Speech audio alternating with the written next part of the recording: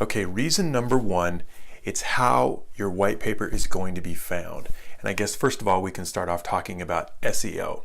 How are computers going to find it? You've got to use keywords, you've got to use the industry phrases so that as people are searching, it's going to come up in Google and the other search engines. And then also, it has to be, so that's for the computers. And then the other part of that reason is that people have to be able to tell what your white paper is about. Your prospects are looking for a certain subject. You can't be vague. You can use, the rule of thumb is 16 to 18 words in the title. So that's about 60 to 100 characters.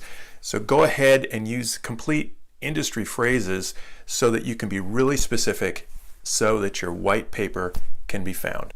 Okay, the second reason that it's so important is that your title has to hook your prospect within seconds.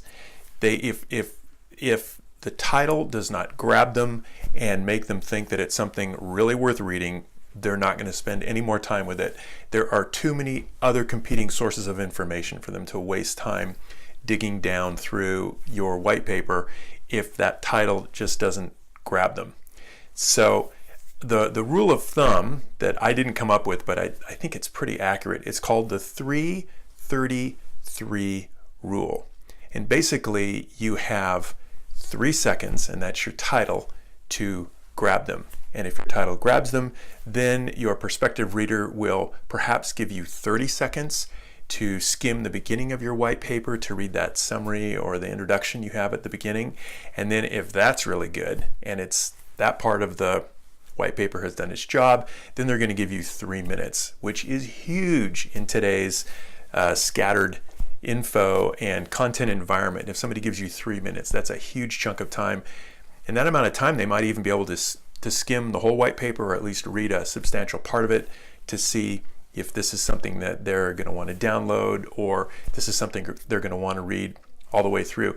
Now, a good rule for composing the title that's going to grab your prospect is it's got to be something that talks about either a huge hope and aspiration that they have, something that they really want to achieve, that the information in your white paper is going to help them achieve this thing, or it's the fear, this terrible thing. They wake up at 3 in the morning when they can't sleep and they're worried about their business, and your white paper is going to tell them how to solve this problem that really, really makes them worried. So either a great hope and aspiration, or something that just worries them all the time. That's the kind of compelling thing that should be in your title. I kind of lean a little towards the scary one. It's probably a little bit easier to scare people. You can have a title where it's sort of like scary part, colon, and then how this white paper will show you how to solve that. And that then, of course, is your business. Your service is going to solve that problem. So that's the part of your white paper. And then finally, the number 3 way, it's the most important part of your white paper, is it's actually for you as you're writing it. That title, which you actually should have done first before you write the white paper, is going to guide you, because that title is the promise that you're making to your reader, to that prospective customer. So in the title, you're saying, let's say your target audiences are retailers. Let's say they're just really worried about how Amazon is eating their lunch. And so you have a service that can help them engage customers better and make customers come into their store rather than ordering online. And so your title, though, you've promised, hey, here's how through my training program you're going to be able to beat Amazon. Okay, you wrote that title.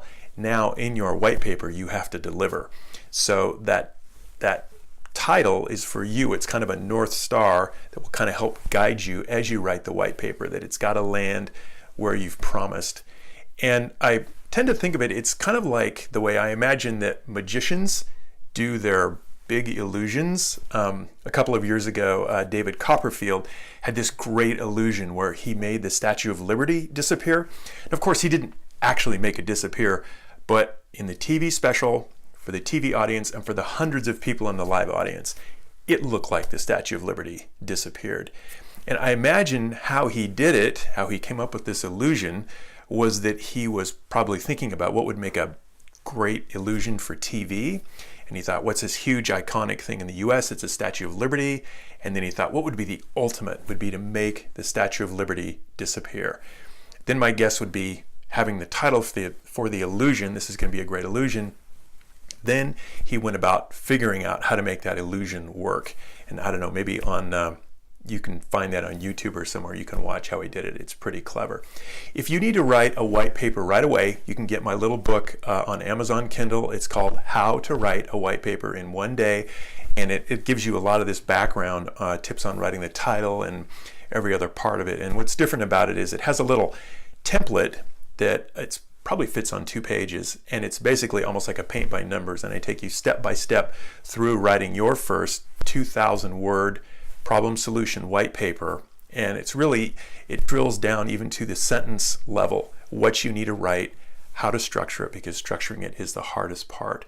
But anyway, stay tuned for these videos. I'm going to be talking more and giving you more tips on writing white papers. And thank you for watching.